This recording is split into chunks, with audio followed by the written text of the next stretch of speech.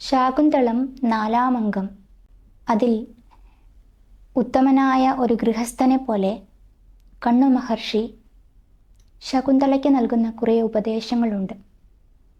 കണ്ണു മഹർഷി ഗൃഹസ്ഥനല്ല, അദ്ദേഹം ബ്രഹ്മചാരിയാണ്. തൻ്റെ വളർത്തുമകളാണ് ശകുന്തള.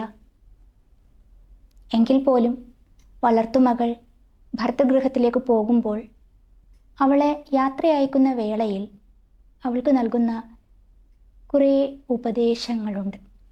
കവിതാ കാളിദാസസ്യ തത്ര ശാകുന്തളം വരം ശാകുന്തളേ ചതുർത്ഥോങ്കേ തത്ര ശ്ലോക ചതുഷ്ടയം എന്ന് ഒരു പണ്ഡിത മതം ഉണ്ട്. കവികളിൽ മഹാൻ കാളിദാസൻ. കാളിദാസ കാവ്യങ്ങളിൽ ഏറ്റവും ശ്രേഷ്ഠം ശാകുന്തളം. ശാകുന്തളത്തിൽ ഏറ്റവും മനോഹരമായത് 4-ാമത്തെ അംഗം. 4-ാം അംഗത്തിൽ തത്ര ശ്ലോക ചതുഷ്ടയം, അതിൽ 4 ശ്ലോകങ്ങൾ എന്ന് പറയുന്നുണ്ട്. എല്ലാ ശ്ലോകങ്ങളും മനോഹരമാണ്, എന്നാൽ അതിൽ 4 ശ്ലോകങ്ങൾ അത്രമേൽ ഉദാത്തമാണ് എന്ന് പറയുന്നുണ്ട്. അതിലൊരു ശ്ലോകം ഇങ്ങനെയാണ്. ആറ്റൂർ കൃഷ്ണപിഷാരടിയുടെ തർജ്ജമയാണിത്, ഭാഷാ ശാകുന്തളത്തിൽ നിന്ന്. മരങ്ങൾ താഴുന്നു ഫലാഗമത്തിനാൽ പരം നമിക്കുന്നു ഘനം നവാമ്പുവാൽ സമൃദ്ധിയിൽ സജ്ജനമുറ്റമാർന്നിട പരോപകാരിക്കിതു താൻ സ്വഭാവമാം. അതിൻ്റെ ഓരോ വാക്കുകളും നമുക്ക് അത്രമേൽ ഹൃദ്യമാണ്, നമുക്ക് മനസ്സിലാവുന്നതുമാണ്. അതിലൊന്നും കഠിന പദങ്ങളൊന്നുമില്ല. ആദ്യത്തെ വരി എന്താണ്? മരങ്ങൾ താഴുന്നു ഫലാഗമത്തിനാൽ. ഫലം നിറയുമ്പോൾ മരത്തിൻ്റെ ശാഖകൾ താഴ്ന്നു താഴ്ന്നു വരുന്നു. പരം നമിക്കുന്നു ഘനം നവാമ്പുവാൽ.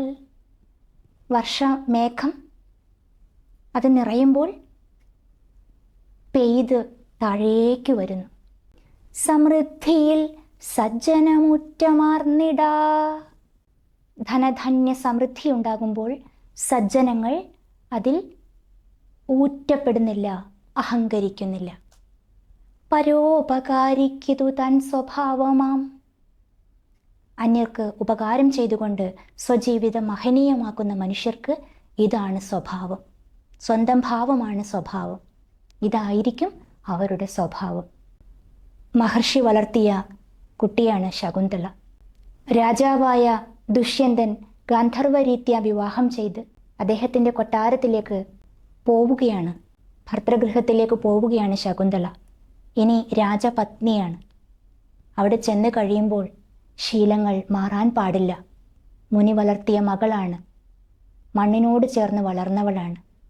വിനയം കൊണ്ട് നീ ഭൂമിയോളം കുനിയേണ്ടതാണ്. മഹത്വം കൊണ്ട് നീ ആകാശത്തോളം വളരേണ്ടതാണ്. ഒരു പിതാവ് തൻ്റെ കുട്ടിക്ക് നൽകുന്ന എത്ര മനോഹരമായ ഉപദേശമാണ്.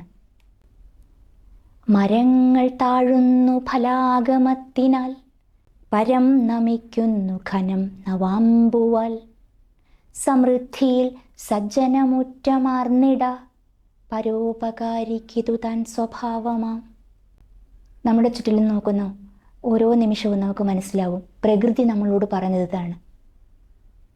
അറിവ് കൂടുന്തോറും, ആഴം കൂടുന്തോറും സ്വഭാവത്തിൽ വിനയത്തിൻ്റെ മഹത്വം സ്വർണത്തിന് സുഗന്ധം പോലെ ഏറുന്നു എന്നാണ് പറയുന്നത്.